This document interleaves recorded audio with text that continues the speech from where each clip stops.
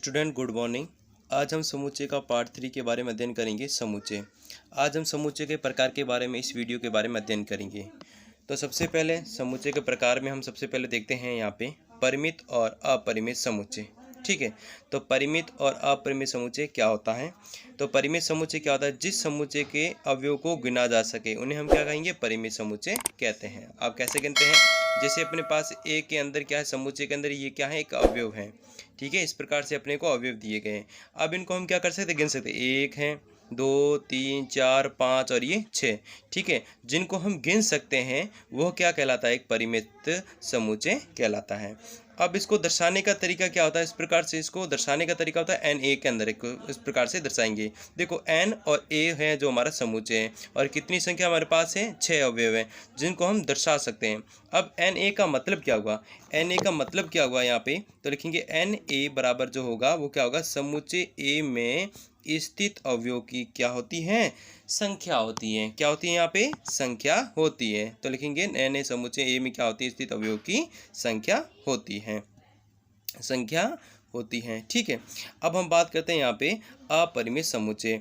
जिस समुच्चय में अवयवों की संख्या परिमित नहीं हो, परिमित का मतलब होता है जिन्हें हम गिन नहीं सकते, उन्हें अपरिमित समुच्चय कहते हैं। जिन समुच्चय में अवयव की संख्या गिन नहीं सकते हैं उन्हें हम अपरिमित समुच्चय कहते हैं। देखिए जैसे हमने क्या ले लिया, यहाँ पे बी ले लिया और ये इसकी क्या है? एक अवयव है। ठीक है, और ये अपने डॉट डॉट डॉट यानी इनफाइनाइट तक चलती हैं। ठीक है, मतलब कह सकते हैं एक प्राकृत संख्या के रूप में चल रही है, तो हम इनको गिन नहीं सकते हैं। ठीक है, ये इनफाइनाइट तक चल रहा है, तो ये ऐसी संख्या, ऐसा समुच्चय क्या कहलाएगा?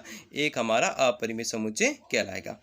अब आगे बात करते हैं यहाँ पे समतुल्य समुच्चय के बारे में। समतुल्य समुच्चय क्या होता है? दो परिमित समुच्चय समतुल्य समुच्चय होते हैं। ठीक है, दो परिमित समुच्चय, ठीक है, जिन्हें हम गिन सकते हैं, समतुल्य समुच्चय कहलाता है यदि दोनों में अवयव की संख्या यहाँ पे क्या हो? समान हो।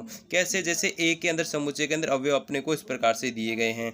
ठीक है, इसी प्रकार से दूसरे समुच्चय के अंदर भी अपने को अवयव इस प्रकार से आपको दिए हुए 5, 6, 7 इस प्रकार से दिए। देखो अब ध्यान रखना, दोनों की संख्या अपने पास क्या नहीं समान। जैसे एन है, यहाँ पे संख्या यदि बात करें तो यहाँ पे कितनी है? 4 है, और यहाँ पर यदि बात करें तो यहाँ पर भी क्या है? 4 है। तो यहाँ पे दो परिमित समुच्चयों के समतुल्य समुच्चय है, क्योंकि दोनों में अवयव की संख्या यहाँ पे क्या है? समान आ रही है। देखो संख्या कुछ भी हो सकती है, परंतु यहाँ पे जो संख्या है वो अपनी क्या आनी चाहिए? यहाँ पे बराबर। जैसे एन ए बराबर एन बी, यहाँ पे अपना क्या आना चाहिए? यहाँ पे 4 आना चाहिए। तो ऐसा समुच्चय क्या कहलाएगा? समतुल्य समुच्चय कहलाएगा। अब हम बात करते हैं बराबर समुच्चय के बारे में। देखिए दो समुच्चय बराबर हो मतलब दोनों ही क्या हो? हुबहू हुई हो। ठीक है, हुबहू होने का अवयव का मतलब अपने हुबहू अवयव आने चाहिए। ठीक है, आगे पीछे होने से लेने से नहीं है। जैसे ए बराबर मैंने यहाँ पे दिया 1, 2, 3, 4। ठीक है, और इसी प्रकार से बी का एलिमेंट ले लिया मैंने यहाँ पे 3, 1, 2, 4। ठीक है, अब यदि 3, 1, 2, 4, अब यहाँ देखो आगे पीछे होने से मतलब कुछ नहीं है, परंतु यहाँ पे देखो दोनों अपने पास यहाँ पे क्या समान आ रहा है? देखो 1, 2, 3, 4, यहाँ पर भी तो हम लिखें ए बराबर क्या होगा? यहाँ पे बी होगा। तो ये समुच्चय क्या होगा? एक बराबर समुच्चय होगा।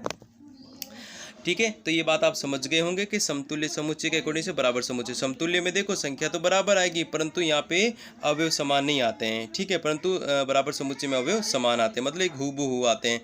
तो ये आपको ध्यान रखना है समतुल्य समुच्चय और बराबर समुच्चय के बारे में। ठीक है, अच्छा आशा करता हूँ आपको ये चीज़ समझ में आ रही होगी। ठीक है, दोनों साइड में अपने को ये चीज़ ध्यान रखना है, कन्फ्यूज नहीं होना है समतुल्य समुच्चय और बराबर समुच्चय के बारे में। ठीक है, आपको अच्छी तरीके से समझ में आ रहा है? ठीक है, चलो आपको इसमें ध्यान रखना है। अब हम बात करते हैं आगे, इसके अंदर अगले समुच्चय के ऊपर बात करते हैं, जिसके अंदर हम पढ़ते हैं यहाँ पे रिक्त समुच्चय। ठीक है, रिक्त समुच्चय क्या होता है? रिक्त समुच्चय क्या होता है? जिस समुच्चय में देखो इसको जिस समुच्चय का ध्यान रखना है, इसको बोल भी हो सकते हैं, इसको वैलिड भी बोल सकते हैं। देखो इस क्या होता है? देखिए रिक्त समुच्चय क्या होता है? जिस समुच्चय में एक ही अवयव नहीं हो, जिसमें एक भी अवयव नहीं हो, उसे क्या कहेंगे? रिक्त समुच्चय। जिसमें हम इसको फाई या इस प्रकार से दर्शा सकते हैं, जिसमें हम कह सकते हैं कोई भी अपना अवयव नहीं बन रहा हो या समुच्चय नहीं हो, तो वो हमारा क्या हो जाएगा? इसके अंदर रिक्त समुच्चय हो जाएगा। देखो इसको दर्शाने का तरीका क्या होता है? इस प्रकार से दर्शा सकते हैं, x: x एक विषम संख्या है। ठीक है, x: x एक क्या है? एक विषम संख्या है जो 2 से क्या यहाँ पे विभाज्य है। ठीक है, 2 से हम यार इसको इस प्रकार से लिख सकते हैं, एक विषम संख्या है जो यहाँ पे लिख सकते हैं जो 2 से क्या है? विभाज्य हैं। अब देखो हम 2 का यदि हम भाग दें तो इसमें क्या होगा, अपने पास क्या मिलेगा, एक रिक्त समुच्चय मिलेगा।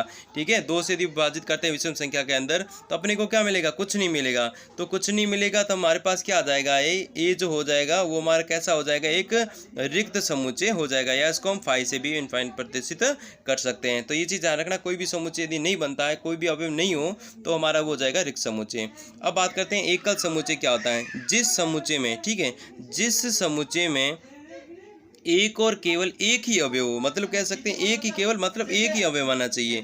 ठीक है, ये जिस प्रकार से हम दर्शा सकते हैं, ए बराबर इसके अंदर दर्शाएंगे आपको x कोलन x एक सम अभाज्य, या इसको अभाज्य संख्या ना लेके इसको ऐसे भी लिख सकते हैं, एक, या इसको ऐसे लिख अभाज्य संख्या ना लेके हम इसको ऐसे लिख सम अभाज्य संख्या। ठीक है, इसको लेते हैं सम अभाज्य संख्या, एक सम अभाज्य संख्या है। सम अभाज्य संख्या का मतलब क्या हुआ, जैसे अपने को पता है अभाज्य संख्या जो होता है सम के अंदर वो कितना होता है, 2 होता है। तो अपने को यहाँ पे क्या मिल गया, जिस समुच्चय में केवल एक ही अवयव मिलता है, मतलब ये कैसा होगा, एक एकल मिल गया अपने को, तो ये क्या कहलाएगा, एक एकल समुच्चय कहलाएगा।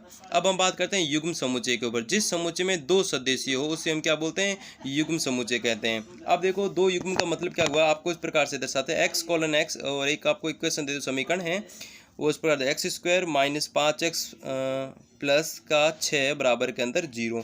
अब यहाँ पे आपके 2 युग्म आना चाहिए, तो सबसे पहले इसका मैं क्या करता हूँ, गुणनखंड कर लेता हूँ। एक्स स्क्वायर 5x प्लस 6 बराबर के अंदर 0 तोड़ देंगे तो क्या बनेगा, एक्स स्क्वायर 3x माइनस का 2x प्लस का 6 बराबर 0 तोड़ देंगे तो x को बाहर लेंगे तो अंदर आएगा x माइनस 3 माइनस 2 अंदर लेंगे तो x माइनस 3 बराबर 0। ठीक है, अब इक्वल में x 2 और 3 तो यहाँ पे बनेगा x के अंदर माइनस 2 बराबर 0। तो यहाँ पे यदि बात करें तो अपने को यहाँ पे 3 और 2 मिल रहे हैं, तो यहाँ पे अपने को 2 युग्म मिल रहे हैं। ठीक है, तो अपने को जिस समुच्चय में 2 सदस्य हो ये क्या कहलाएगा, एक युग्म समुच्चय कहलाएगा। ठीक है, अब मैं बात करता हूँ आज के अंतिम समुच्चय के ऊपर। समुच्चयों का समुच्चय मतलब समुच्चय के अंदर एक समुच्चय हो तो वो क्या कहलाएगा, एक समुच्चयों का समुच्चय कहलाएगा, जिसमें समुच्चय एक ही अपने कह सकते हैं। यदि किसी समुच्चय में प्रत्येक सदस्य एक भी हो तो वो जो समुच्चय होता है, ऐसे समुच्चय को हम क्या बोलते हैं, समुच्चय कहते हैं। जैसे देखो यहाँ पे ये लिख दिया, ठीक है, समुच्चय के अंदर समुच्चय, जैसे 1 2, ठीक है ना, यहाँ पे लिख दिया 3 4 5, ठीक है, इस प्रकार से मैंने लिख दिया 6 और 7। यहाँ पे यदि हम बात करें तो समुच्चय के अंदर समुच्चय है। ठीक है, किसी भी समुच्चय के प्रत्येक सदस्य में एक समुच्चय हो, मतलब प्रत्येक में से एक समुच्चय, जैसे ये एक और ये,